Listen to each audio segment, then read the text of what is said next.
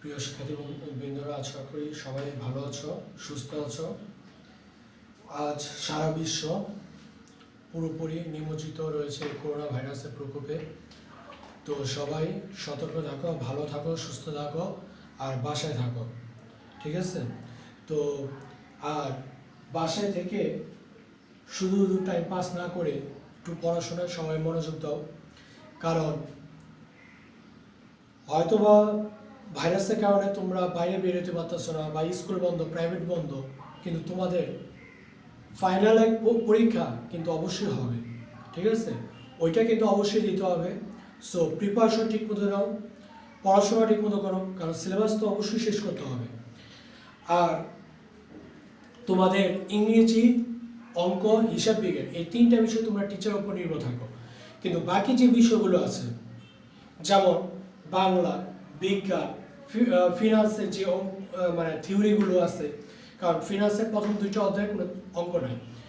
তারপরে তোমার ব্যবসা উদ্যোগ, কৃষি বা গৃহস্থ, ধর্ম, ঠিক আছে? এগুলো যে সাবজেক্টগুলো আছে এগুলো বাসায় ঠিক মতো পড়াশোনা করো, কারণ এগুলো ঠিক মতো যদি কমপ্লিট করে রাখতে পারো তাহলেও কিন্তু তোমার সিলেবাসটা অনেকটা কমপ্লিট হয়।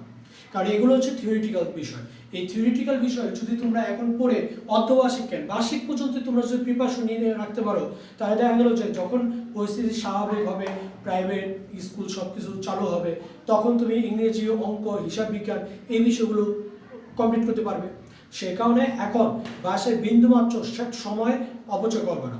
সো সবাই যেটা করবা, বাংলা, বিজ্ঞান, ধর্ম, কৃষি, গৃহস্থ, ঠিক আছে, তারপর ব্যবসা উদ্যোগ, ফিনান্সের যে অধ্যায়গুলো থিওরি সেগুলো বারবার প্র্যাকটিস করো, বারবার ওগুলো পড়ো, ঠিক আছে? অর্ধবার্ষিক কেন বার্ষিক পর্যন্ত কমপ্লিট করে নাও, ঠিক আছে?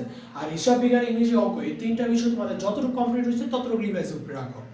আর এর আগে তোমাদের বলছিলাম হিসাব বিজ্ঞানের প্রথম, দ্বিতীয়, তৃতীয় এই তিনটা অধ্যায়ের বইয়ের অঙ্কগুলো করতে, প্রথম অধ্যায়তে কোনো অঙ্ক নাই, দ্বিতীয়, তৃতীয় অধ্যায়ের বইয়ের অঙ্কগুলো করতে আর গাড়ির অঙ্কগুলো দেখতে।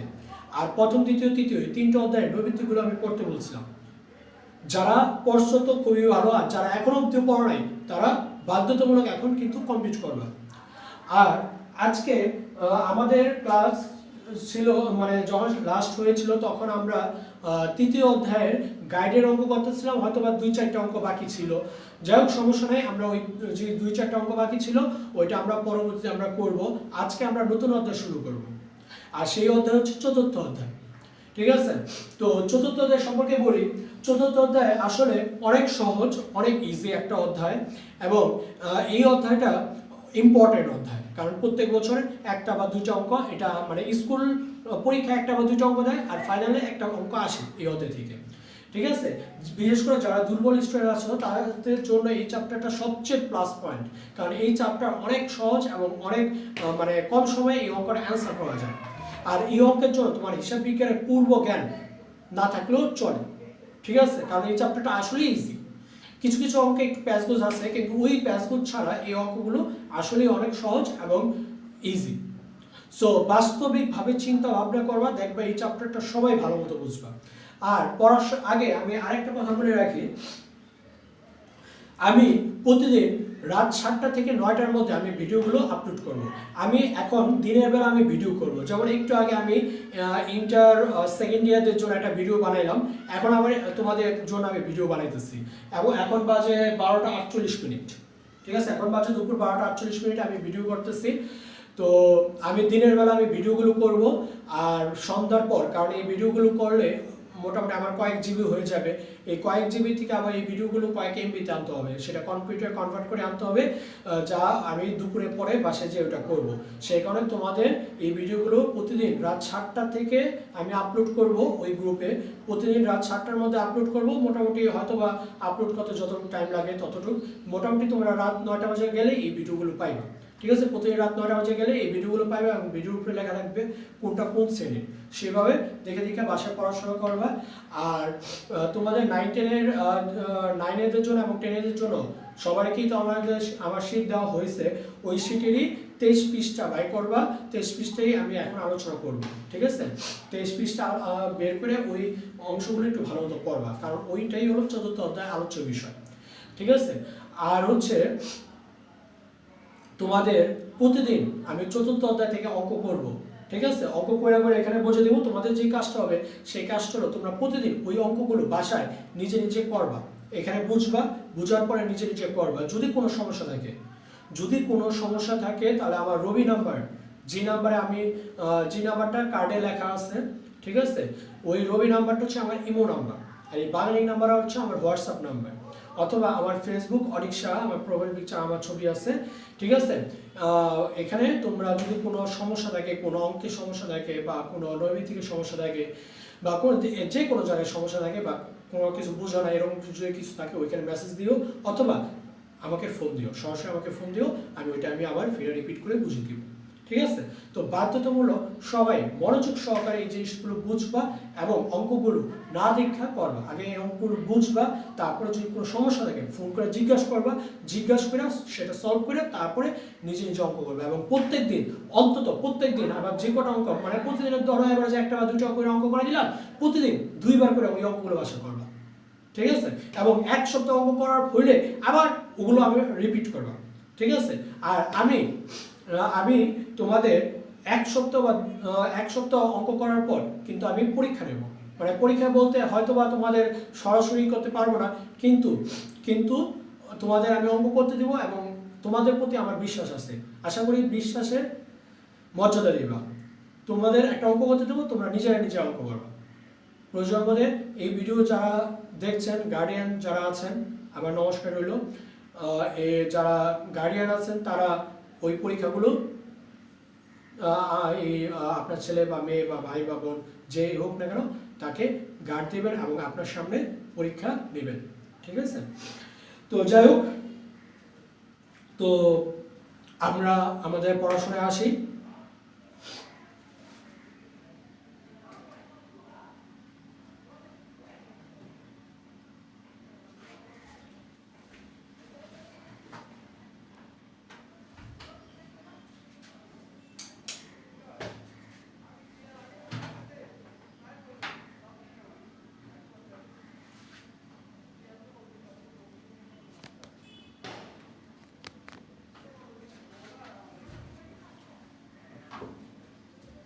এটা হচ্ছে তোমাদের প্রাথমিক ধারণা শীটের 23 পৃষ্ঠা।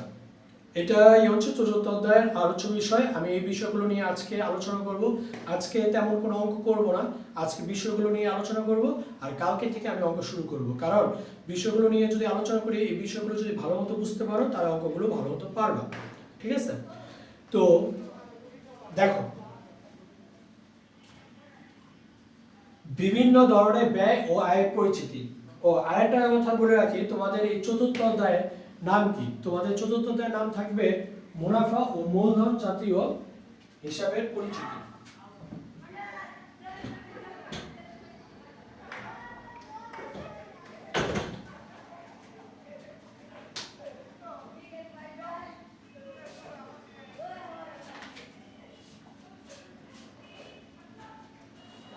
মূলধন ও মুনাফা জাতীয় লেনদেন, এটা হচ্ছে অধ্যায়ের নাম। কিন্তু এই অধ্যায়ের আলোচ্য বিষয় হচ্ছে তোমার মুনাফা জাতীয় আর মূলধন জাতীয় আয় ব্যয়, ঠিক আছে, প্রাপ্তি প্রদান, এগুলো নিয়ে হচ্ছে এই চ্যাপ্টার। এবং এই অধ্যায়টা তোমার হিসাব বিজ্ঞানে অন্য কোনো সূত্র, অন্য কোনো জ্ঞান, অন্য কোনো কিচ্ছু লাগবে না। জাস্ট মুনাফা, মূলধন জাতীয় আয় ব্যয় এগুলো আমাদের চিনতে হবে। এগুলো যদি পারো তাহলে অঙ্ক পারো ইজিলি। এই অঙ্ক 10 মিনিটের মধ্যেই কমপ্লিট করা যায়, 10 থেকে 12 মিনিটের মধ্যে। তো মনোযোগ সহকারে দেখো, বিভিন্ন ধরনের ব্যয় ও আয়ের পরিচিতি। 1. মুনাফা জাতীয় ব্যয়। মুনাফা জাতীয় ব্যয় কাকে বলে? মুনাফা জাতীয় ব্যয় কাকে বলে? যে ব্যয় প্রতিনিয়ত করা হয় এবং যে ব্যয়ের উপযোগিতা 1 বছরের মধ্যে শেষ হয়ে যাবে, সেই সব ব্যয়কে মুনাফা জাতীয় ব্যয় বলে। যে ব্যয় প্রতিনিয়ত করা হয় এবং যে সব ব্যয়ের সুবিধা 1 বছরের মধ্যেই শেষ হয়ে যায়, সেই সব ব্যয়কে মুনাফা জাতীয় ব্যয় বলে। যেমন ক্রয়, বেতন, মজুরি ইত্যাদি। তো একটু চিন্তা করে দেখো, একটু ব্রেন দিয়ে চিন্তা করে দেখো, একজন দোকানদার বা ব্যবসায়ী প্রতিদিন হতে পারে, 2 দিন 3 দিন পর হতে পারে, প্রতি সপ্তাহে হতে পারে, প্রতি মাসে হতে পারে, মানে সহজ কথা 1 বছরে বারবার যে ব্যয়গুলো, মানে যে খরচগুলো করে থাকে, সেই খরচ বা ব্যয়কে বলা হয় মুনাফা জাতীয় ব্যয়। একটু চিন্তা করে দেখো, একজন দোকানদার সাধারণত কি কি করে থাকে, আমাদের বইয়ের বা হিসাব বিজ্ঞানের কোনো ধারণার দরকার নেই, তুমি চিন্তা করে দেখো। ধরো আমি একজন ব্যবসায়ী, ধরো আমার একটা লাইব্রেরি, সাপোজ একটা লাইব্রেরি, আর লাইব্রেরিতে আমার কি লাগবে, বই, খাতা, কলম, স্কেল, ক্যালকুলেটর, এগুলো কিনতে হবে। এগুলো কিনে কি মানে আমার সেলফে বা হচ্ছে তাকে সুন্দর করে সাজিয়ে রাখতে হবে, ওই ক্রেতারা আসবে আমি ওটা বিক্রি করবো, তাই না? তার মানে কি ওগুলো কি আমার জন্য পণ্য? কারণ আমি আগেই বলছিলাম পণ্য কাকে বলে, বিক্রয়ের দেশে যা কিছু কিনবা তা কি নামে গণ্য হয়? ক্রয়। আর সেই ক্রয় কি তোমার জন্য পণ্য, কারণ পণ্যই তো আমি ক্রয় করে থাকি, তাই না? তার মানে একজন দোকানদার সে প্রতিনিয়ত কি তার দোকানের পণ্য সামগ্রী কিনে? অবশ্যই কিনে, কারণ সে পণ্য কিনবে বেচবে, কিনবে বেচবে, কিনবে বেচবে, এটাই তো তার কাজ। তার মানে কি একজন ব্যবসায়ী তার দোকানের জন্য পণ্য প্রতিনিয়তই সে ক্রয় করে, তার মানে এটা মুনাফা জাতীয় ব্যয়। এরপরে চিন্তা করো বেতন। তার দোকানের যে কর্মচারী, একদম শ্রীনগর বাজারে ম্যাক্সিমাম দোকানে কিন্তু কর্মচারী আছে, তো এই যে কর্মচারী তারা কি বিনা পরিশ্রমে কাজ, বিনা পারিশ্রমিকে কি কাজ করবে? না, তাদেরকে কি করতে হবে? একটা নির্দিষ্ট পরিমাণ টাকা দিতে হবে, বেতন দিতে হবে। তার মানে সেই বেতনটা কি আমরা প্রতি মাসে দিই? অবশ্যই প্রতি মাসে দিই। তার মানে সেই প্রতি মাসে যেহেতু বেতনটা দেই, তার মানে বেতনও মুনাফা জাতীয় ব্যয়। এরপর হচ্ছে মজুরি। একটু চিন্তা করে দেখো, ঢাকা থেকে পণ্য সামগ্রী আনলাম আমার দোকানের জন্য, সেই দোকানে গাড়ি থেকে নামানোর পর আমার দোকানে আনতে কি মজুরি দিতে হবে না? অবশ্যই দিতে হবে। অথবা আমাদের পাড়া মহল্লায় যে দোকানগুলো আছে সেগুলো তো সাধারণত শ্রীনগর বাজার থেকে পণ্য কিনে পাড়া মহল্লায় তারা বিক্রি করে, তারা ওইখান থেকে তারা যে কিনে আনে কুলির চাঙ্গারি করে কি পণ্যটা আনে, অথবা রিক্সা করে আনে, ভ্যান করে আনে, মিশুক করে আনে তো এই যে আনতেছে তার কি একটা খরচ দিতেছে, তাদেরকে কি শ্রমিকদের মজুরি দিতে হইতেছে, কুলিদের মজুরি দিতে হইতেছে, অথবা অথবা গাড়ি ভাড়া করতে দিতেছে, মানে যে কোনো একটা খরচ তার প্রতিনিয়ত করতে দিতেছে। তার মানে এই মজুরিও কি সে প্রতিনিয়ত দিতেছে।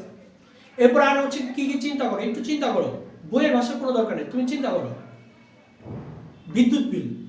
প্রতি মাসে কি আমাদের বিদ্যুৎ বিল দিতে হয়? দিতে হয় নাকি দিতে হয় না? অবশ্যই দিতে হয়, প্রতি মাসে বিদ্যুৎ বিল দিতে হয়। অথবা বর্তমানে প্রিপেড মিটারে কার্ড শেষ হলো সাথে সাথে কি টাকা ভরবা, নাকি তুমি 3 বছর পর টাকা ভরবা? নিশ্চয়ই না, প্রতিনিয়তই আমাদের টাকা হতে, কেউ কেউ 1 মাসে 2-3 বারও ভরে, আবার কেউ কেউ 2-3 মাস পর পরও ভরে, তবে বারবার তো ভরে, 1 বছর বারবার সে ভরতেছে, বারবার সে টাকা ভরতেছে। এরপরে দোকানের ব্যবসায়ের জন্য যে মোবাইল খরচটা, সে মোবাইল খরচটা কিন্তু সে প্রতিনিয়ত দিতেছে। তার ব্যবসা প্রতিষ্ঠানে যদি চায়ের দোকান হয়, দেখবা চায়ের দোকানে কিন্তু অনেক সময় টিভি থাকে বা সেলুনে টিভি চালানো থাকে, সেই ডিশ বিল কি তার প্রতি মাসে কি দিতেছে। যাদের কম্পিউটার দোকান তাদের দেখবা ওয়াইফাই আছে, তার মানে ওয়াইফাই বিলও কি প্রতি মাসে দিতে হইতেছে। তারপরে তোমার আর কি কি হইতে পারে, আর হচ্ছে যেমন তোমার দোকানের পাহারা দেওয়ার জন্য পাহারাদার থাকতে পারে, যেমন শ্রীনগর বাজারে কিন্তু পাহারা দেয়, তাদেরকে টাকা দিতে হয়, বা যারা পরিষ্কার পরিচ্ছন্ন রাখে যে রাস্তাঘাট বা বাজার টাজার, তাদেরকে টাকা দিতে হয়, এগুলো দিতে হয়। এগুলো সবগুলোকে বলা হয় মুনাফা জাতীয় ব্যয়। তাহলে মুনাফা জাতীয় ব্যয় কি বুঝতে পারছো? মুনাফা জাতীয় ব্যয় কাকে বলে?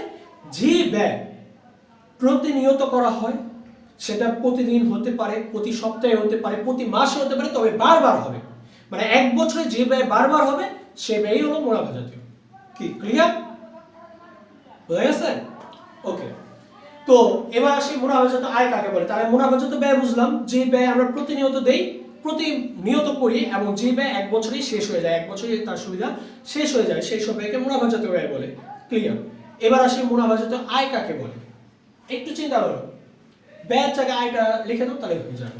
যেমন মুনাফা জাতীয় আয়, যে আয় প্রতিনিয়ত করা হয় এবং যে সব আয়ের উপযোগিতা 1 বছরের মধ্যে শেষ হয়ে যাবে, সেই সব আয়কে মুনাফা জাতীয় আয় বলে। যে আয় আমরা প্রতিনিয়ত পাই, সেটা প্রতিদিন হতে পারে, প্রতি মাসে হতে পারে, 2-4 দিন পর পর হতে পারে, প্রতি সপ্তাহে হতে পারে, তবে 1 বছরে বারবার যে আয়গুলো পাই আমরা, সেই আয়গুলোকে বলা হয় মুনাফা জাতীয় আয়। যেমন বিক্রয়, একজন বিক্রেতা সে কি প্রতিনিয়ত কি বেচবে না, নাকি কাস্টমার ভাই জানবে বেচুম না, ইয়া কি বলবে না, বরং উল্টায় কইব ভাই আসেন নিয়ে যান, আসেন নিয়ে যান। ঠিক আছে? তো এই যে মানুষ পণ্য বিক্রয়ের জন্য যে একদম হয়ে ওঠে যে তার ব্যস্তই হবে, ঠিক আছে, তার ব্যস্তই হবে যেভাবেই হোক, তার মানে কি সে পণ্য বেচার জন্য অল টাইম সে থাকবে, প্রস্তুত থাকবে। তার মানে কি একজন দোকানদার সে প্রতিনিয়ত কি পণ্য বেচার জন্য উদ্গ্রীব থাকবে এবং প্রতিনিয়ত সে পণ্যগুলো বিক্রি করবে, আর বিক্রির মাধ্যমে কি তার আয় রোজগার হবে। সেকেন্ড, উপভাড়া। উপভাড়া কি? এর আগে উপভাড়া আমি বলছিলাম, যাই হোক অনেকে হয়তো বা ভুলে গেছে উপভাড়া কি, কারণ আমাদের পড়াশোনার বিশাল বড় একটা মানে গ্যাপ গেছে 2 মাস। তো যাই হোক আমি আবার রিপিট করতেছি, উপভাড়া কাকে বলে। উপভাড়া যেমন আমার 2টা রুম, তা তোমরা সবাই দেখছো বা জানো। এই রুমে আমি পড়াই, পাশে আরেকটা রুম আছে ওয়েটিং রুম, সেখানে স্টুডেন্ট আগে আসলে ওইখানে বসে থাকে, বসে বসে পড়াশোনা করে, অথবা পড়া শেষে যদি কেউ আরেকটা প্রাইভেট যদি 1 ঘন্টা পড়ে থাকে ওইখানে বসে। ঠিক আছে? তাহলে ওই রুমটা আমার খালি থাকে। এই 2টা রুমের ভাড়া আমার 10,000 টাকা দিতে হয় প্রতি মাসে। এটা কিন্তু সত্য কথা। প্রতি মাসে আমার রুম কোচিং ভাড়া বা আমার রুম ভাড়া, এই 2টা রুম ভাড়া 10,000 টাকা প্রতি মাসে বাড়ির মালিককে দিতে হয়। এটা আমার জন্য খরচ। এখন ধরো ওই রুমটা আমি অন্য কাউকে দিলাম। ধরো আমার এক বন্ধু বলতেছে সে ধরো 2 ঘন্টা করে পড়াবে, তার একটা রুম দরকার, তাকে আমি ওই রুমটা দিলাম। তাকে কি মাগনা দিব? নিশ্চয়ই মাগনা দিব না, সে আমাকে অবশ্যই টাকা দেবে। তাহলে 1 মাস পর সে যে আমাকে টাকা দেবে, সেই টাকা সেই টাকাটা কাকে দেবে? আমাকে দিবে। সেটা আমার জন্য আয়, সেটাই হলো আমার জন্য উপভাড়া। আমি বিষয়টা আরেকবার আমি ক্লিয়ার করছি।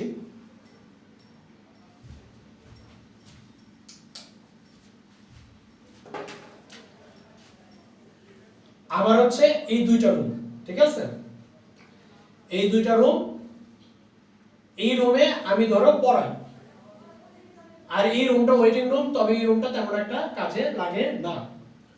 তখন আমি এই 2টা রুমের ভাড়া আমি বাড়ির মালিককে আমি দেই কত টাকা? 10,000 টাকা আমি 2টা রুমের ভাড়া দেই তাকে। এই 2টা রুমে তাকে ভাড়া দেই 10,000। এখন আমার এক বন্ধু আছে, তার একটা রুম দরকার, তাকে ধরো আমি এই রুমটা দিলাম। তাকে এর যে রুমটা দিলাম, আমি তো এই রুমে থাকি, তাকে দিলাম এই রুম। সে মাস গেলে ধরো সে আমাকে থেকে 3,000, আমাকে ধরো 3,000 টাকা দিবে, কারণ এই রুমটা ছোট, ধরো আমাকে 3,000 টাকা দিবে। তাহলে এই 3,000 টাকা যে দিবে, এই 3,000 টাকা কিন্তু আমার বাড়ির মালিককে দিবে না। কাকে দিবে? এই 3,000 টাকা আমাকে দেবে। আর আমি বাড়ির মালিককে দিব কত? 10,000। আমি বাড়ির মালিককে দিব 10,000, কিন্তু আমি তার থেকে নিব কত? 3,000।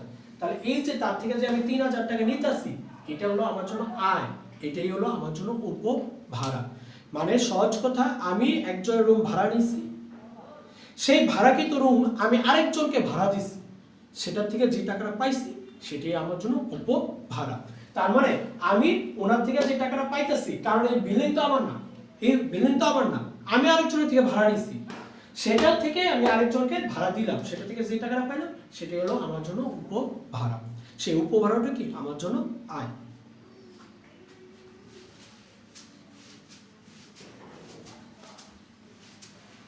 আরেকটা জিনিস আছে শিক্ষানবিশ সালামে। শিক্ষানবিশ সালামের জিনিসটা কি? মনোযোগ সহকারে দেখো।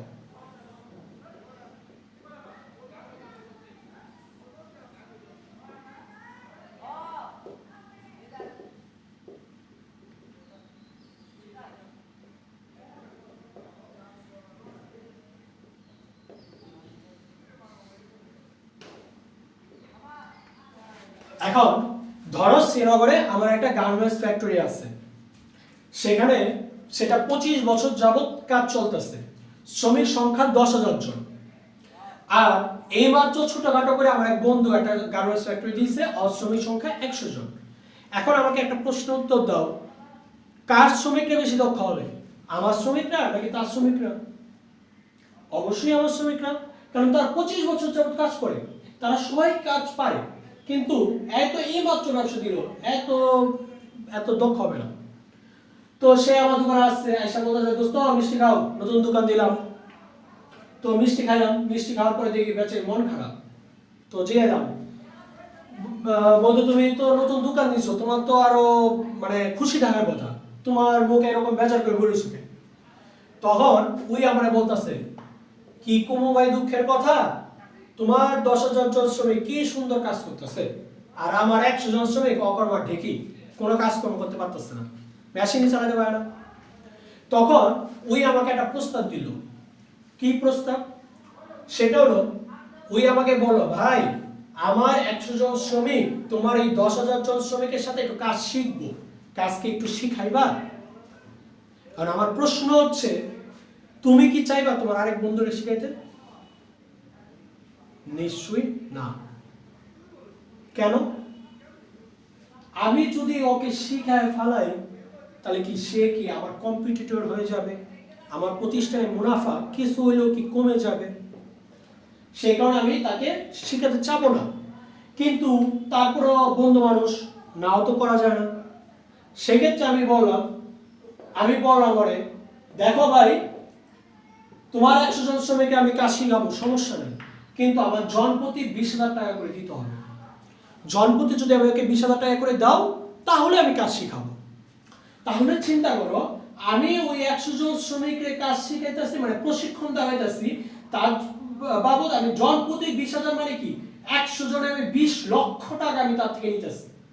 তাহলে এই যে 20 লাখ টাকা নিলাম, এটা কি আমার জন্য আয়? এটাই হচ্ছে শিক্ষানবিশ স্যালামি। আর ওর জন্য এটা কি ব্যয়? ওর জন্য শিক্ষানবিশ ভাতা। আমার জন্য শিক্ষানবিশ স্যালামি, আমার জন্য শিক্ষানবিশ স্যালামি, আর ওর জন্য শিক্ষানবিশ ভাতা। আমার জন্য এটা আয়, কিন্তু তার জন্য এটা কি ব্যয়। এবার কি বুঝতে পারছো শিক্ষানবিশ স্যালামি কি? আমি আরো ক্লিয়ার করে বলতেছি তোমাদের। এই যে কম্পিউটার, মানে এসএসসি পরীক্ষার পরে, মানে ম্যাট্রিক পরীক্ষা বা এসএসসি পরীক্ষার পরে অনেকে কিন্তু কম্পিউটার শিখে, বাজারে অনেকে কম্পিউটার দোকানি কম্পিউটার শেখায়। তো এই যে কম্পিউটার শিখায়, কম্পিউটার শিখে যে তার টাকা নিতেছে, সেটা হচ্ছে তাদের জন্য শিক্ষানবিশ স্যালামি। এখন অনেকেই প্রশ্ন করতে পারে যে, স্যার আপনিও তো আমাদের শিখাইতেছেন, পড়াইতেছেন, এটা কি শিক্ষানবিশ স্যালামি, আপনি যে টাকাটা নিতেছেন? তার উত্তর হচ্ছে না। কারণ হচ্ছে আমি যে শিখাইতেছি এটা হচ্ছে শিক্ষা, আর সে যে শিখাইতেছে এটা হচ্ছে প্রশিক্ষণ। কম্পিউটার দোকানদার তোমাদের যে কম্পিউটার শিখাইতেছে সেটা প্রশিক্ষণ, আর আমি তোমাকে যে পড়ালেখা শিখাইতেছি এটা হলো শিক্ষা। এই শিক্ষার প্রশিক্ষণের মধ্যে পার্থক্য আছে। শিক্ষার প্রশিক্ষণের মধ্যে পার্থক্য হচ্ছে, শিক্ষা এটা হলো থিওরিটিক্যালি, এবং এটা হলো প্রাতিষ্ঠানিক শিক্ষা। আমি প্রাতিষ্ঠানিকভাবে তোমাদের শিখাইতেছি, আর উনি কম্পিউটার যে তোমাদের শিখাইতেছে এটা হচ্ছে প্র্যাকটিক্যালি, ঠিক আছে? এবং ওইটা প্রাতিষ্ঠানিক শিক্ষা না, ওইটা হচ্ছে প্রশিক্ষণ। আমি যে তোমাদের পড়ায় বেতন নিতেছি, এটা আমার জন্য বেতন আয়, তোমার জন্য বেতন খরচ। কিন্তু সে যে কম্পিউটার শিখে তোমার থেকে টাকা নিতেছে, তার জন্য আয় শিক্ষানবিশ স্যালামি, আর তোমার জন্য ব্যয় শিক্ষানবিশ ভাতা। এবার কি বুঝতে পারছো শিক্ষানবিশ স্যালামি কি?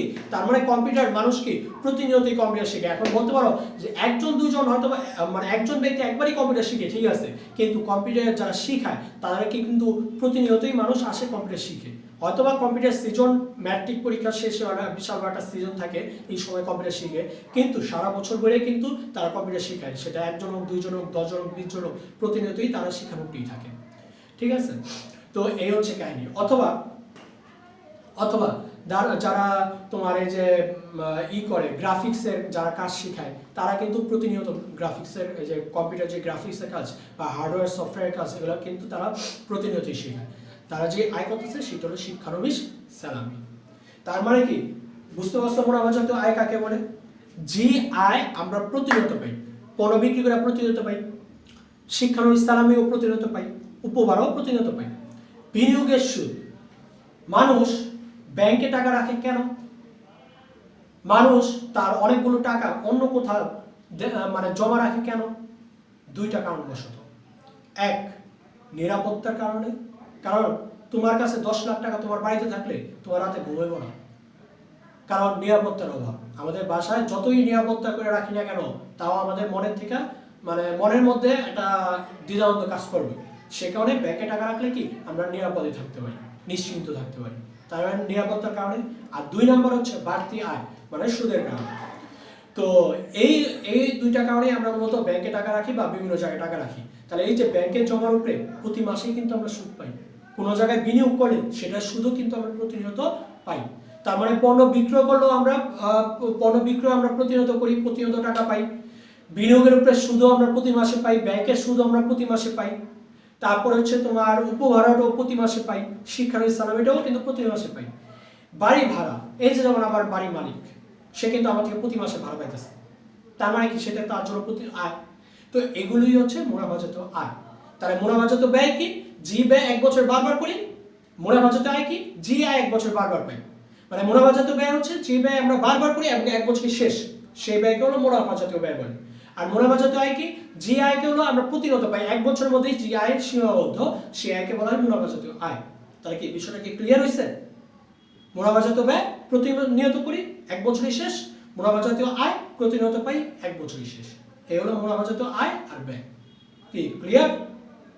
যদি এই দুইটা ব্যয়, আয় এবং ব্যয় সম্পর্কে কোনো সমস্যা থাকে তাহলে আমাকে ফোন করে জিজ্ঞাসা করবে। তো আমরা নেক্সটে চলে যাই।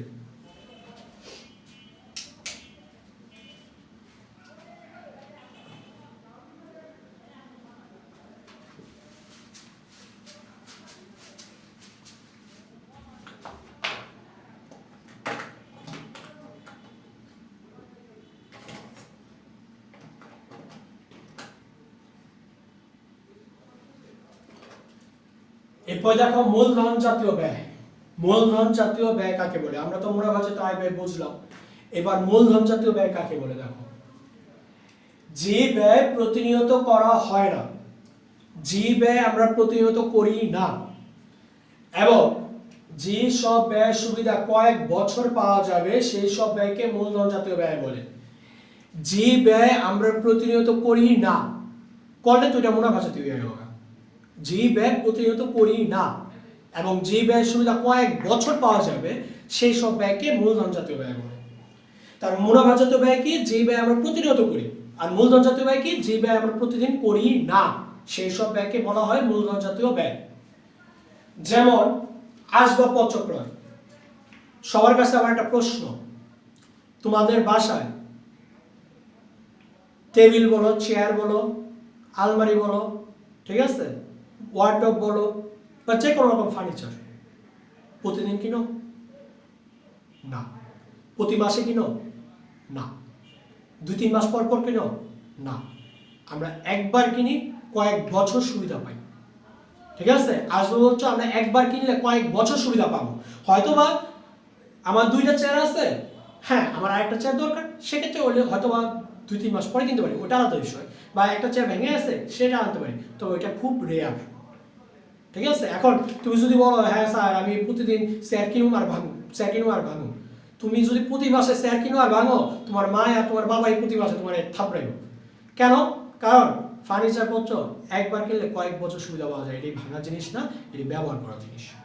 সেই কারণে আসবাবপত্র আমরা একবার কিনলে কয়েক বছর সুবিধা পাবো। মোটর গাড়ি ক্রয়। মোটর গাড়ি কি কেউ প্রতিদিন কিনে? মোটর গাড়ি, বাইক বা সিএনজি বা প্রাইভেট কার বা তোমার যে কোনো গাড়ি প্রতিদিন কিনবা? নিশ্চয়ই না। আরও আছে, যেমন computer, computer, air conditioner machine, laptop, তোমার আইপিএস, ঠিক আছে, তারপরে তোমার মোবাইল, এগুলো কি প্রতিদিন কিনবা? না, প্রতিদিন এগুলো কিনবা না। এগুলো কিনলে একবারে কিনবা, কয়েক বছর সুবিধা পাইবা, এগুলোকে বলা হয় মূলধন জাতীয় ব্যয়। তারপর জমি ক্রয়। জমি কি কেউ প্রতিদিন কিনে? তার উত্তর না, জমি কেউ প্রতিদিন কিনে না। এরপরে হচ্ছে তোমার জমির রেজিস্ট্রি খরচ। জমি যেহেতু প্রতিদিন কিনে না, তাহলে জমির রেজিস্ট্রি খরচও প্রতিদিন কেউ করে না। তারপর হচ্ছে তোমার যন্ত্রপাতি ক্রয়। যন্ত্রপাতি কেউ কি প্রতিদিন কিনে? যেমন যার ওষুধের ফ্যাক্টরি, ঠিক আছে, তার অনেক যন্ত্রপাতি দরকার, সে কি প্রতিদিন যন্ত্রপাতি কিনবে? না, একবার কিনবে, কয়েক বছর সুবিধা পাবে। যন্ত্রপাতি যেহেতু প্রতিদিন কিনে না, এর পরিবহন করে কি প্রতিদিন আনবা? যন্ত্রপাতি কিনবো একবার, তার পরিবহন ব্যয় কি একবারই করব, তার মানে এটাও প্রতিদিন করি না। যেমন আরেকটা জিনিস ইম্পর্টেন্ট, যন্ত্রপাতি সংস্থাপন ব্যয়। এখন বলতে পারো যে স্যার সংস্থাপন ব্যয়টা আবার কিটা? শোনো, সহজ ভাষায় বলি, মোবাইলে কোনো সফটওয়্যার বা অ্যাপস ইনস্টল করে নাও না আগে। তুমি ফেসবুক চালাইবা, মেসেঞ্জার চালাইবা, আগে কি ওইটা ইনস্টল করতে হয়েছে? ইনস্টলের বাংলাকেই বলা হয় সংস্থাপন। ঠিক আছে, তুমি একটা এয়ার কন্ডিশনার মেশিন কিনে আনবা, কিনে নাই কি ওটা কি মানে চলবে নাকি ওটা বসাই দেবো না? অবশ্যই বসাই দিব। তো এই যে বসাই দিব, বসানোর যে খরচ ওইটাকে বলা হয় সংস্থাপন ব্যয়। আর আরেকটা জিনিস মনে রাখবা, আমি বহুত আগে থেকেই বলছি, কোনো স্থায়ী সম্পদ কেনার পর ব্যবহারের আগে যত খরচ করা হয় সব ওই সম্পদ নামেই গণ্য হয়, মানে হচ্ছে সবগুলোই হলো মূলধন জাতীয় ব্যয়। আমি আবার বলতেছি, কোনো স্থায়ী সম্পদ কেনার পর ব্যবহারের আগে যত খরচ হয়, কোনো স্থায়ী সম্পদ কেনার পর ব্যবহারের আগে যত খরচ হয় সব খরচের সমষ্টিকে বলা হয় মূলধন জাতীয় ব্যয়। যেমন আমি একটা এসি কিনলাম, এসি কিনে আমার ঘরে এনে রাখুন, তারপরে সবাই কম এই এসিটা আগে চালাও, আগে বাতাস খাই নেই তারপরে এসিটা লাগামে, ইয়া কি বলো না, আগে বসামো তারপরে বলো। অথবা আমি একটা টিউবওয়েল আনছি, এমনকি আমি কম আগে টিউবওয়েলের জল দাও, টিউবওয়েলের জল খাই নেই তারপর টিউবওয়েলটা লাগাই, ইয়া বলো না, আগে টিউবওয়েলটা বসাই দিব তারপরে জল খেয়ে দিব। যেমন আগে সফটওয়্যারটা ইনস্টল করতে দিব তারপর ব্যবহার করতে দিব, ঠিক সেম আগে মেশিনটা সংস্থাপন করতে দিব, মেশিনটা বসাই দিব, ঠিক আছে, মেশিনটা কারেন্টের লাইন দিতে দিব, তারপরে তুমি ব্যবহার করতে পারবে। তার মানে ব্যবহারের আগে যত খরচ হয় সব কি সম্পদ নামেই গণ্য হয়, মানে হচ্ছে মূলধন জাতীয় ব্যয়। যেমন ওই যে আজ হচ্ছে পরিবহন ব্যয় বা যন্ত্রপাতি সংস্থাপন ব্যয়, এগুলো হচ্ছে মূলধন জাতীয় ব্যয়। দালান কোঠা নির্মাণ ব্যয়, অবশ্যই দালান কোঠা নির্মাণ ব্যয় মূলধন জাতীয় ব্যয়। নাকি রাজমিস্ত্রি এনে বলবো এই ভাই আপনারা আমার বাড়িতে থাকবেন, প্রতিদিন আমি দেওয়াল তুলবেন, আমি প্রত্যেকদিন দেওয়াল ভাঙুন, ইয়া কি বলবা? নিশ্চয়ই না, নিশ্চয়ই না। যদি তুমি প্রতিদিন তাহলে ওয়াল তুলবো আর তুমি প্রত্যেকদিন ওয়াল ভাঙবা, তাহলে কি হইব? তাহলে ওই তোমার টাকা তো নষ্ট হইবই, লগে তোমার ওই আজীবনে এমনি কত হতে যাবো, আর তুমি কিছু বিলে তুলতে পারবে না। তার মানে কি দালান কোঠা নির্মাণ ব্যয় প্রতিদিন করা হয় না, একবারই করা হয়। এগুলো হচ্ছে মূলধন জাতীয় ব্যয়। তাহলে এখন এই তিনটা জিনিসকে আমরা কি বুঝতে পারছি?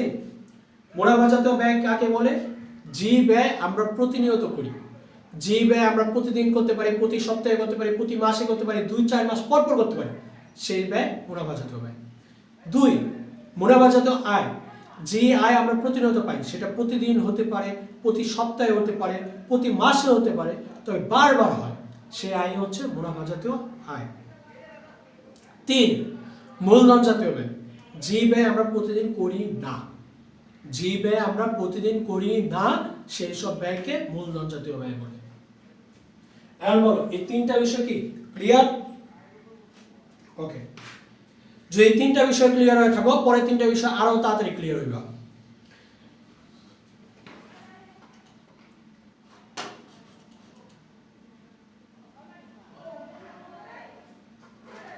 এবার দেখো 4 মূলধন জাতীয় আয়। মূলধন জাতীয় আয় কাকে বলে? মূলধন জাতীয় ব্যয় বুঝলাম, মূলধন জাতীয় আয় তো বুঝতে হবে, তাই না? দেখো, যে সকল আয় অনিয়মিত এবং যে সব আয় প্রতিনিয়ত হয় না সেই সব আয়কে মূলধন জাতীয় আয় বলে। যে সব আয় অনিয়মিত, যে সব আয় প্রতিদিন হয় না, যে সব আয় এক বছরে একবারই পাইবা, প্রতি বছর পাইবা না, এক বছর একবার বা কয়েক বছর পর একবার, তো ওইটা হলো মূলধন জাতীয় আয়। তো মূলধন জাতীয় আয় তোমাদের মানে তেমন একটা বোঝা দরকার নাই, মনে রাখবা পৃথিবীতে 2টা আয় মূলধন জাতীয় আয়। আমাদের হিসাব বিজ্ঞানের জনককে লুকা প্যাসিওলি সারা পৃথিবী খুঁজা 2টা মূলধন জাতীয় আয় বাই করছে। এই 2টা মুখস্থ রাখতে পারলেই সব শেষ। সেই 2টা মূলধন জাতীয় আয় কি? 1 স্থায়ী সম্পদ বিক্রয়জনিত মুনাফা। স্থায়ী সম্পদ কাকে বলে? যে সব সম্পদের সুবিধা অনেক বছর পাইবা, যেমন আসবাবপত্র, দালান কোঠা, ওই যে মূলধন জাতীয় ব্যয় বলছি না, ওই মূলধন জাতীয় ব্যয় কি বলা হয়? স্থায়ী সম্পদ। কারণ মূলধন জাতীয় ব্যয় কি? যে ব্যয় প্রতিদিন করি না, যেমন আসবাবপত্র প্রতিদিন কিনি না, যন্ত্রপাতি প্রতিদিন কিনি না, তারপর দালান কোঠা প্রতিদিন নির্মাণ করি না, ওগুলোই হচ্ছে মূলধন জাতীয় ব্যয় বা স্থায়ী সম্পদ। তো এই স্থায়ী সম্পদ বিক্রয়জনিত মুনাফা, তুমি আসবাবপত্র কি প্রতিদিন বেচবা? না। যন্ত্রপাতি কি প্রতিদিন বেচবা? না। প্রতিদিন বেচবা না, আর বেচলেও প্রতিদিন কি মুনাফা হইব? হইব না। প্রতিদিন বেচবাও না আর প্রতিনিয়ত মুনাফা হইব না, ঠিক আছে? বিধায় এটা হলো তোমার মূলধন জাতীয় আয়। আর শেয়ার বা ঋণপত্রের অধিহার, শেয়ার বা ঋণপত্রের অধিহারটা কি? শেয়ার বা ঋণপত্রের অধিহার তার আগে বলি শেয়ার কাকে বলে।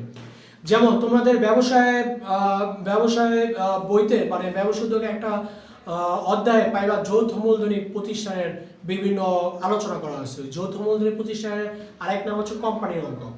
সেই কোম্পানির অঙ্কে তোমার আছে শেয়ার। শেয়ার কাকে বলে? বাংলাদেশে একটা তালিকাভুক্ত ব্যাংক যদি খুলতে চায় তাহলে বাংলাদেশ কেন্দ্রীয় ব্যাংকে 400 কোটি টাকা জমা দিতে হয়। 400 কোটি টাকা জমা দিয়ে তারপর তার মানে একটা মানে রেজিস্ট্রিকৃত বা তালিকাভুক্ত ব্যাংক সে প্রতিষ্ঠা করতে পারবে। আর এই যে 400 কোটি টাকা একজন দুজন তো দূরের কথা, 100 জনের পক্ষে দেওয়া সম্ভব না। তাহলে এই যে এতগুলো টাকা অ্যারেঞ্জ করতে হবে, সে অ্যারেঞ্জ করবে কিভাবে? একটা কোম্পানি ছোট ছোট কাগজ বেচে, সে কাগজকে বলা হয় শেয়ার। এই এক একটা কাগজের লেখা থাকে এক এক দাম, যেমন 1000, ওই যে টাকা যেমন লেখা থাকে না 10 টাকা, 500 টাকা, 1000 টাকা, ওরকম যে এক একটা কাগজে একটা দাম থাকতে পারে, বা সবগুলো কাগজে এক দাম থাকতে পারে 1000 টাকা করে। তো যে ওই কাগজটা নেবে সে আমাকে 1000 টাকা দিবে। আর কেন দিবে? কারণ হচ্ছে সে আমাকে 1000 টাকা দেওয়া মানে কি, সে আমার কোম্পানির মালিক হয়ে গেল।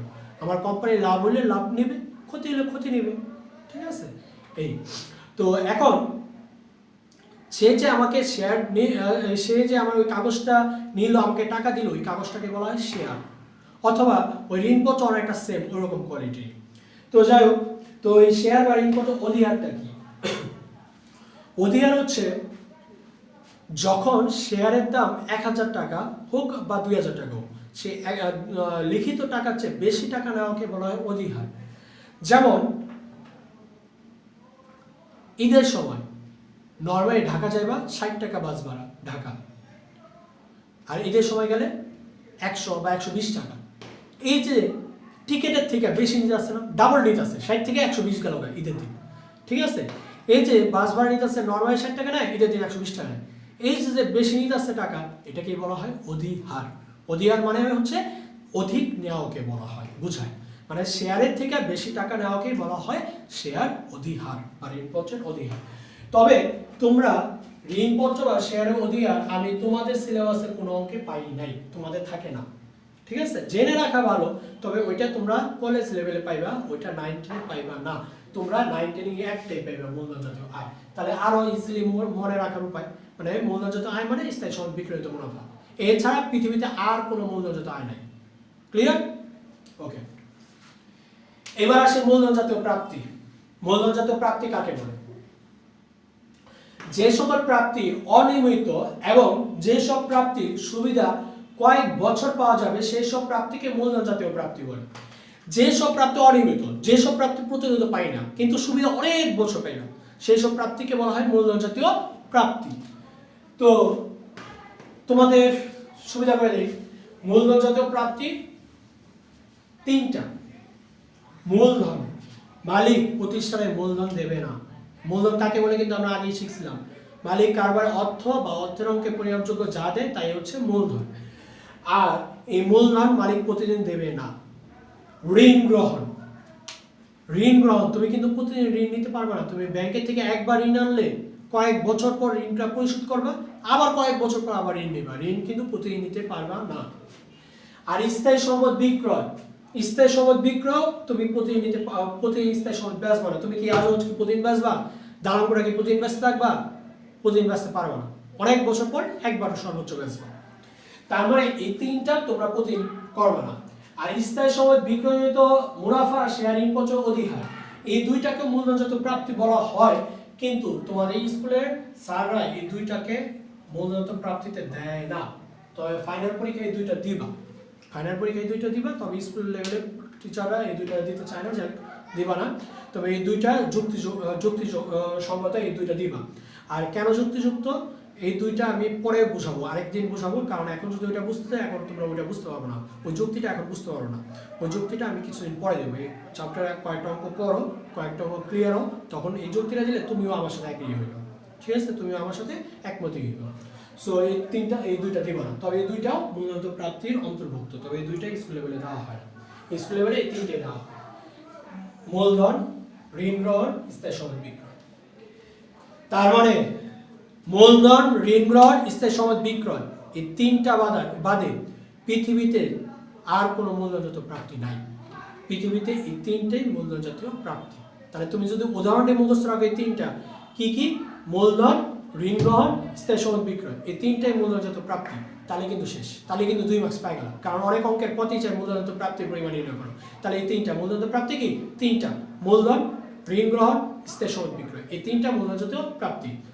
আর মূলধন জাতীয় আয় কয়টা, একটা, স্থায়ী সম্পদ বিক্রয়, মুনাফা। তার মানে এই দুইটার সংজ্ঞা মনে রাখা দরকার নেই, উদাহরণ মুখস্থ রাখলে হইব। আরেকটা উদাহরণ মুখস্থ রাখলে হইব, সেটা হলো বিলম্বিত মুনাফা জাতীয় ব্যয়। তো বিলম্বিত মুনাফা জাতীয় ব্যয় কি দেখি। বিলম্বিত মুনাফা জাতীয় ব্যয়, যে সব ব্যয় মুনাফা জাতীয় কিন্তু সুবিধা কয়েক বছর পাওয়া যাবে সেই সব ব্যয়কে বিলম্বিত মুনাফা জাতীয় ব্যয় বলে। বিলম্বিত মুনাফা জাতীয় ব্যয় কি, যে ব্যয় মুনাফা জাতীয় কিন্তু সুবিধা পাইবা কয়েক বছর, সেই সব ব্যয়কে বিলম্বিত মুনাফা জাতীয় ব্যয় বলে। যেমন বিলম্বিত বিজ্ঞাপন। বিলম্বিত বিজ্ঞাপন কি, 4 বা 5 বছরের জন্য যদি বিজ্ঞাপন ব্যয় একত্রে দেই সেটাকে বলা হয় বিলম্বিত বিজ্ঞাপন। বিজ্ঞাপন কি সেটা তো এর আগে বলছিলাম, তো আবার বলতেছি। সেটা হলো একটা কোম্পানি যখন তার একটা পণ্য উৎপাদন করবো, সবাই কি ওই পণ্য সম্পর্কে জানতে পারবে? পারবে না। তখন কি করতে হয়, ওই যে তোমার পত্রিকায় বিজ্ঞাপন দিতে হয়, টিভিতে বিজ্ঞাপন দিতে হয়, রেডিওতে বিজ্ঞাপন দিতে হয়, ইন্টারনেটে বিজ্ঞাপন দিতে হয়, ফেসবুকে বিজ্ঞাপন দিতে হয়। এই যে বিজ্ঞাপন দিতে হয়, এই বিজ্ঞাপনের মাধ্যম, এই বিজ্ঞাপন মানে কি, প্রচার মাধ্যম। যেমন আমার কোচিং সেন্টারেরও বিভিন্ন জায়গায় ব্যানার, সাইনবোর্ড লাগে। কেন? কারণ আমার কোচিংয়ে প্রচারের জন্য। তো এরকম যে কোনো পণ্য বা যে কোনো প্রতিষ্ঠান মানে চেনানোর জন্য বিভিন্ন উপায় অবলম্বন করে কি করতে হয়, সবাইকে জানাইতে হয়। এই যে জানাইতে হয়, জানাইতে গেলে যে খরচটা করতে হয় সেটাকে বলা হয় বিজ্ঞাপন ব্যয়। আর এই বিজ্ঞাপন ব্যয় যদি কয়েক বছরের জন্য করা হয়, যেমন 2 বছর, 4 বছর বা 5 বছরের জন্য একত্রে আমি দিচ্ছি, সেটাকে বলা হয় বিলম্বিত মুনাফা জাতীয় ব্যয়। ঠিক আছে, মানে যদি বিজ্ঞাপন ব্যয় কয়েক বছরের জন্য দেই সেটাকে বলা হয় বিলম্বিত বিজ্ঞাপন, আর সেটা হলো বিলম্বিত মুনাফা জাতীয় ব্যয়। প্রাথমিক খরচ। প্রাথমিক খরচটা কি, ধরো একটা কোম্পানি আমি তৈরি করতে চাই। এখন ওই কোম্পানিটা তৈরি করতে চাইলে তো করতে পারবো না, কারণ ওই যে বললাম 400 কোটি টাকা জমা দিতে হইব। তাহলে এতগুলো টাকা অ্যারেঞ্জ করতে হইব, কয়েকজন উদ্যোক্তা মিলে একটা মিটিং বইতে হইব, মিটিংয়ের সেটিং হইব, তারপরে ইটিং হইব, তারপরে ডিসিশন হইব।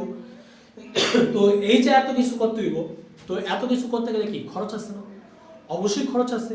তো এই খরচগুলো কমপ্লিট করে তারপর তোমার কি করতে হইব, কোম্পানিটা তৈরি করতে হইব। তাহলে একটা কোম্পানি তৈরির সময়, তৈরির আগে যে খরচগুলো করতে হয়, এই খরচের সমষ্টিকে কি বলা হয়, প্রাথমিক খরচ, এবং এটাকেও বিলম্বিত মুনাফা জাতীয় ব্যয় বলা হয়।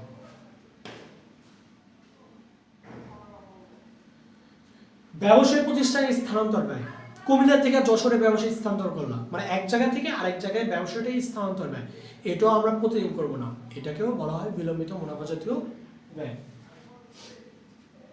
নতুন পণ্যের গবেষণা উন্নয়ন ব্যয়। এই যে বৈদ্যুতিক লাইট, এই বৈদ্যুতিক লাইট যে নির্মাণ আবিষ্কার করছে, সে 999 বার ব্যর্থ হইয়া 1000 বারের সময় এই লাইটটা তৈরি করতে সফল হয়েছে। তো এই যে 999 বার ব্যর্থ হয়েছে, তার এই গবেষণা করতে গেলে কি বিভিন্ন রকম ব্যয় করতে হয়েছে, অবশ্যই করতে হয়েছে। এই ব্যয় গুলো কইরা তারপর সে সফল হতে পারছে।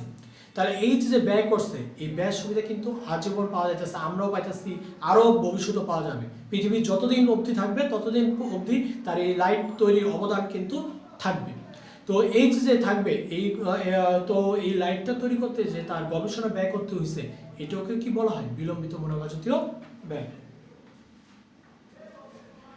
তারপর হচ্ছে শেয়ার বা ঋণপত্রের অবহার। ওই যে একটু আগে আমি বললাম অধিহার, অধিহার মানে কি শেয়ারের থেকে বেশি নিতেছে, আর যদি শেয়ারের থেকে কম নেয় সেটাকে বলা হয় অবহার। সেটা আবার কখন প্রযোজ্য, যেমন ধরো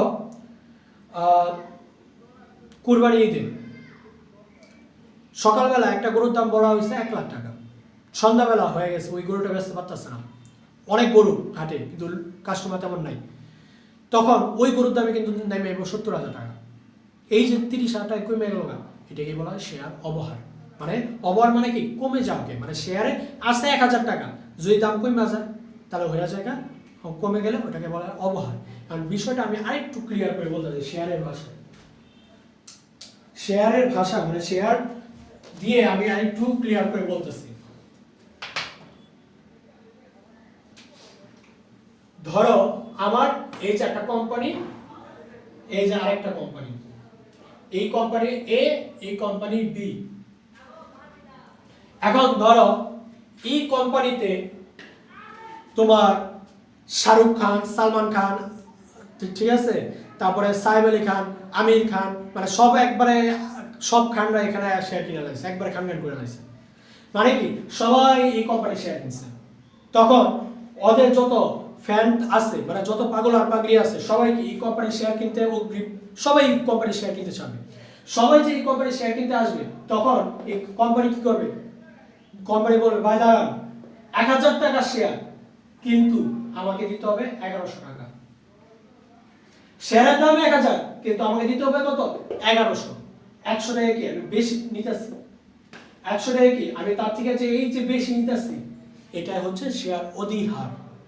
মানে শেয়ারের যখন চাহিদা বেশি থাকে, তখন শেয়ারের থেকে যে আমি 100 টাকা বেশি নিতেছি, ওটাকে কি বলা হয়?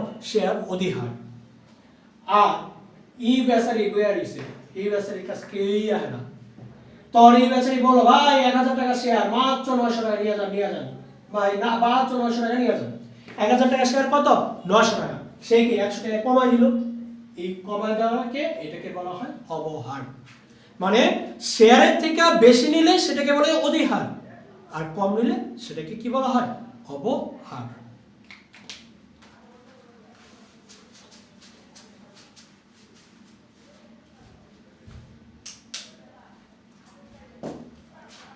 এরপর হচ্ছে শেয়ার দায় গ্রাহক বা দালাল বা অলেখকের দোস্তরি বা কমিশন। যে শেয়ার বেচা দিব সে দালাল, তাকে তো একটা টাকা দিতে দিব, সেটাই হলো দালালি বা কমিশন। কমিশনের বাংলা হচ্ছে দোস্তরি। তো যে আমাকে শেয়ার বেচা দিব তাকে আমার একটা কমিশন দিতে হইব, এটাই হলো শেয়ার দালালের দোস্তরি বা কমিশন। এটাও কি বিলম্বিত মুনাফা জাতীয় ব্যয়। নতুন পণ্যের অত্যধিক বিজ্ঞাপন ব্যয়, এটা আবার কি? যেমন বাংলালিংক সিম যখন বাজারে নতুন আসে, তখন পারলে পুরো একটা গানই বানানো হয়েছিল, মোটামুটি 2 মিনিট বা 1.5 মিনিটে একটা গান গাইতো। মানে ওই গানের মাধ্যমে বাংলালিংক সিমের সকল সুবিধাগুলো ওইখানে তুলে ধরতো। তখন একবার বাংলালিংক সিম বাংলাদেশে নতুন আসছে আর কি। তো এখন বাংলালিংক সিম ভালো রানিং, সবাই বাংলালিংক সিম ইউজ করে, কারণ বাংলালিংক সিম ভালো রানিং। তো এখন কিন্তু মানুষ অতটা কিন্তু করে না, ঠিক আছে। এখন কিন্তু ওই গানগুলো ওরকম ভাবে করে না, এখন 10 সেকেন্ড 20 সেকেন্ড সর্বোচ্চ 25 সেকেন্ডের বিজ্ঞাপন দেয়। এখন কিন্তু বিজ্ঞাপনের খাতে এরা এত বড় একটা গান রচনা করে ফেলায় না। তার মানে কি, যখন তারা নতুন বাজারে সিমটা আনছে, তখন বিশাল বড় একটা করছে, বিজ্ঞাপন করছে, যাতে মানুষ ওইটা আকৃষ্ট হয়, মানুষ ওই সিম কিনে। কিন্তু এখন সবাই কিনে আসছে, এখন কিন্তু ওই বিজ্ঞাপনগুলো কিন্তু সংকীর্ণ হয়ে গেছে, বিজ্ঞাপনটা কিন্তু এখন আর বৃহত্তর নাই। সো ওরকম নতুন পণ্য যখন বাজারে আসবে, তখনও কিন্তু বিজ্ঞাপনটা ওরকমভাবে অত্যধিক হয়ে থাকে। এরপরে আস্তে আস্তে পণ্যের মানে যদি বিক্রয়ের পরিমাণ বেশি হয়ে যায় বা প্রচারণা হয়ে যায়, তখন ওই বিজ্ঞাপনটা আস্তে আস্তে কমে যায়। তো যাই হোক, ওই নতুন পণ্যের অত্যধিক বিজ্ঞাপন ব্যয়কেও কি বলা হয়? বিলম্বিত মুনাফা জাতীয় ব্যয় বলা হয়। তো এরপরে আছে মূলধনায়িত ব্যয়। তারপর আরো অনেক কিছু আছে, আমরা ওগুলো পরে আলোচনা করব, কালকে আলোচনা করব, কারণ একদিনে যদি এত কিছু আলোচনা করতে যাই সব মাথার উপর দিয়ে যাবে, ঠিক আছে। তো আমরা এই যে এতক্ষণ যা যা আলোচনা করলাম, তা আমরা আরেকবার একটু রিপিট করি, করছি। হ্যাঁ,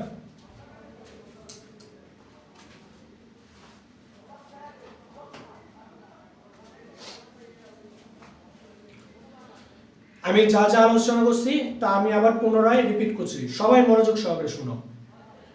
1, মুনাফা জাতীয় ব্যয় কাকে বলে? যে ব্যয় আমরা প্রতিনিয়ত করি, এবং যে ব্যয় সুবিধা সর্বোচ্চ 1 বছর, 1 বছরের মধ্যে যেই সব ব্যয় শেষ হয়ে যায়, সেই সব ব্যয়কে মুনাফা জাতীয় ব্যয় বলা হয়। যেমন পণ্য ক্রয়, বেতন প্রদান, ভাড়া প্রদান, মজুরি প্রদান, যন্ত্রপাতি মেরামত ইত্যাদি। মুনাফা জাতীয় আয় কাকে বলে? যে আয় প্রতিনিয়ত পাই, সেটা প্রতি মাসে হতে পারে, প্রতি সপ্তাহে হতে পারে, ঠিক আছে। তবে 1 বছরে বারবার যে আয়টা আমরা পাই, সেটা হলো মুনাফা জাতীয় আয়। যেমন বিক্রয়, সেবা আয়, মানে সেবা প্রদান করে আয়, তারপরে তোমার উপভাড়া, শিক্ষানবিশ সালামি, প্রাপ্ত ভাড়া, প্রাপ্ত সুদ ইত্যাদি। 3 নাম্বার মূলধন জাতীয় আয়, যে আয় আমরা প্রতিনিয়ত পাই না তাকে মূলধন জাতীয় আয় বলে। মূলধন জাতীয় আয় একটা উদাহরণ আমি মুখস্থ রাখতে বলছি, সেটা কি? স্থায়ী সম্পদ বিক্রয়জনিত মুনাফা।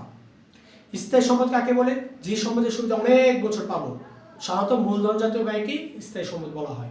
ঠিক আছে, স্থায়ী সম্পদ ব্যয়কে মূলধন জাতীয় ব্যয় বলা হয়। তার মানে মূলধন জাতীয় ব্যয় যদি আমি যেগুলো স্থায়ী সম্পদগুলো আছে সেগুলো যদি আমি বিক্রি করে যদি আমার মুনাফাটা হয়, সেটাই হলো আমার জন্য মূলধন জাতীয় আয়। এটা কিরকম আগে থাকতে পারে? এটা থাকতে পারে যেমন আজত বিক্রয়জনিত মুনাফা, যন্ত্রপাতি বিক্রয়লব্ধ মুনাফা, এরকম ভাবে বলতে পারে। তো যাই হোক, এই পৃথিবীতে একটাই মূলধন জাতীয় আয়, সেটা কি? স্থায়ী সম্পদ বিক্রয়জনিত মুনাফা। 4 মূলধন জাতীয় ব্যয় কি? যে ব্যয় কয়েক বছর সুবিধা পাবো, যে ব্যয় আমরা প্রতিনিয়ত করি না, কয়েক বছর যে ব্যয়ের সুবিধা পাবো সেই ব্যয়কে বলা হয় মূলধন জাতীয় ব্যয়। যেমন যন্ত্রপাতি ক্রয়, আসবাবপত্র ক্রয়, দালান কোঠা নির্মাণ ব্যয়, ভূমি ক্রয়, ভূমির রেজিস্ট্রেশন খরচ, যন্ত্রপাতি সংস্থান ব্যয়, আসবাবপত্রের পরিবহন খরচ, আসবাবপত্রের আমদানি শুল্ক ইত্যাদি। এরপর হচ্ছে 5 নাম্বার হচ্ছে মূলধন জাতীয় প্রাপ্তি। যে প্রাপ্তি আমরা প্রতিনিয়ত পাই না, যে প্রাপ্তির সুবিধা অনেক বছর পাবো, সেই সব প্রাপ্তিকে মূলধন জাতীয় প্রাপ্তি বলে। মূলধন জাতীয় প্রাপ্তি পৃথিবীতে 3টা: মূলধন, ঋণ গ্রহণ, স্থায়ী সম্পদ বিক্রয়। 3টাই মূলধন জাতীয় প্রাপ্তি। এই 3টা ছাড়া মূলধন জাতীয় প্রাপ্তি সাধারণত তোমাদের সিলেবাসে আর নাই। আরো 2টা আছে, তবে ওই 2টা আমরা পরে শিখবো। আপাতত 3টা। আর বিলম্বিত মুনাফা জাতীয় ব্যয়, বিলম্বিত মুনাফা জাতীয় ব্যয় 7টা। বিলম্বিত মুনাফা জাতীয় ব্যয় কি? যে ব্যয় মুনাফা জাতীয় কিন্তু সুবিধা পাইবা কয়েক বছর, সেই সব ব্যয়কে বিলম্বিত মুনাফা জাতীয় ব্যয় বলে। বিলম্বিত মুনাফা জাতীয় ব্যয় 7টা: বিলম্বিত বিজ্ঞাপন, প্রাথমিক খরচ, তারপর হচ্ছে তোমার ব্যবসায়িক স্থানান্তর ব্যয়, নতুন পণ্যের অত্যধিক বিজ্ঞাপন ব্যয়, নতুন পণ্যের গবেষণা উন্নয়ন ব্যয়, শেয়ার দালালের দোস্তরি বা কমিশন, শেয়ার বাণিজ্যপত্রের অবহার। তাহলে দেখো, এই 6টা যে আলোচনা করলাম, এই 6টা একদম সংক্ষেপে মনে রাখার কৌশল। মুনাফা জাতীয় ব্যয়, যে ব্যয় প্রতিনিয়ত করি, এক বছরে বারবার করি, এক বছরে শেষ। মুনাফা জাতীয় আয়, যে আয় আমরা প্রতিনিয়ত পাই, যে আয় এক বছরের মধ্যে শেষ। মূলধন জাতীয় ব্যয়, যে ব্যয় প্রতিদিন করি না, অনেক বছর সুবিধা পাই। এই 3টা হলো তোমরা বোঝার উপরে, মানে বুঝা করলাম। আর বাকি 3টা বোঝার দরকার নেই, বাকি 3টা উদাহরণ মুখস্থ রাখলেই হইল। 1 মূলধন জাতীয় আয় কি? স্থায়ী সম্পদ বিক্রয় জনিত মুনাফা, স্থায়ী সম্পদ বিক্রয়জনিত মুনাফা। মূলধন জাতীয় প্রাপ্তি 3টা: মূলধন, ঋণ গ্রহণ, স্থায়ী সম্পদ বিক্রয়। তাহলে মূলধন জাতীয় আয় একটা, স্থায়ী সম্পদ বিক্রয়জনিত মুনাফা।